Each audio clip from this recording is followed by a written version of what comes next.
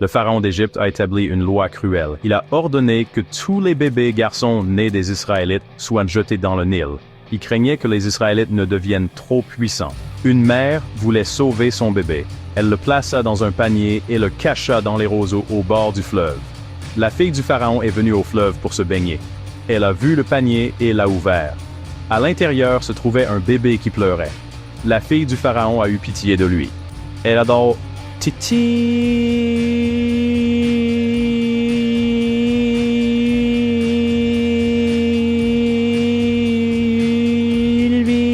élevé comme son propre fils. Oui, elle l'a appelé Moïse. Elle ne se doutait pas que ce bébé allait grandir et changer l'histoire. Moïse allait libérer son peuple de l'esclavage. Moïse a grandi dans le palais du pharaon. Il avait tout ce qu'un jeune prince pouvait désirer. Il avait de beaux vêtements, de la nourriture délicieuse et des serviteurs pour répondre à tous ses besoins. Il a appris l'histoire et la culture égyptienne. Il est devenu un guerrier et un chef habile. Bien qu'il vécût comme un prince égyptien, Moïse n'a jamais oublié son véritable héritage. Un jour, il a vu un Égyptien battre un esclave israélite. Moïse était furieux. Il a frappé l'Égyptien et l'a tué. Il savait que le pharaon serait en colère. Moïse a fui l'Égypte et est allé vivre dans le désert. Moïse a vécu dans le désert pendant de nombreuses années. Il s'est marié et est devenu berger. Un jour, alors qu'il gardait son troupeau, il a vu un spectacle étrange.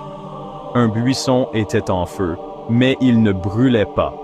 Alors que Moïse s'approchait, il a entendu une voix l'appeler par son nom. C'était Dieu, qui lui parlait du buisson ardent. Dieu a confié à Moïse une mission importante. Il lui a dit de retourner en Égypte. Il devait dire au pharaon de libérer les Israélites de l'esclavage. Dieu a promis d'être avec Moïse et de lui donner la force d'affronter le pharaon. Il a donné à Moïse des pouvoirs spéciaux pour prouver qu'il était le chef choisi par Dieu. Moïse est retourné en Égypte et a parlé au pharaon. Il lui a dit que Dieu lui avait ordonné de laisser partir les Israélites. Mais le pharaon était têtu et a refusé. Il ne croyait pas au Dieu de Moïse. Il n'a pas voulu écouter les supplications de Moïse.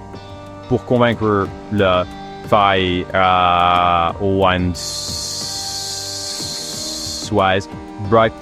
avec l'aide de Dieu, a infligé de terribles fléaux à l'Égypte.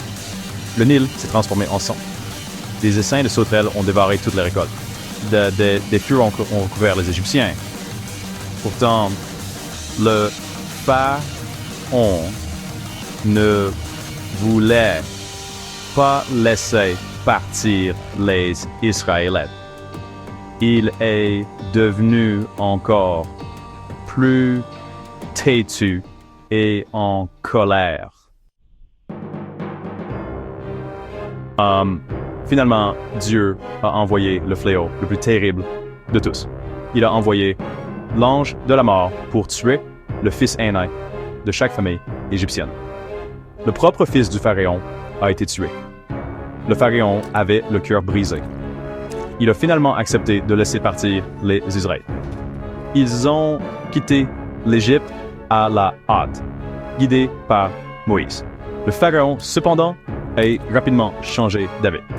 Il a envoyé son armée pour poursuivre les Israélites. Les Israélites étaient pris au piège entre l'armée du pharaon et la mer Rouge. Alors, Moïse a levé son bâton et Dieu a séparé la mer Rouge. Les Israélites ont traversé le fond marin à pied sec. Lorsque les Égyptiens ont essayé de les suivre, la mer s'est refermée et les a noyés. Enfin libre, Moïse a conduit les Israélites au mont Sinaï, où Dieu leur a donné les 10 commandements. Les 10 commandements étaient la loi de Dieu à respecter.